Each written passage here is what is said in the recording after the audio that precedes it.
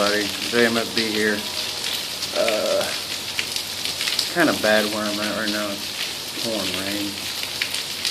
See? Yeah, pretty terrible.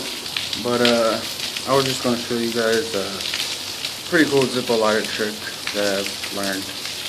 Alright, here it is. Alright, here goes the ZIPPO lighter trick. It's pretty quick and easy. Plug it. Light it. Shut it. You gotta hold it at the tips right here where the little latches to open and close it. And just not real tight, just real loose. And then put the corner of it inside by your thumb.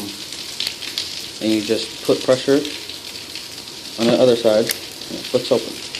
Then your ring finger around, light it, close it. Alright, thanks for watching it. It really wasn't nothing, but just wanted to throw it out there. Alright, bye guys.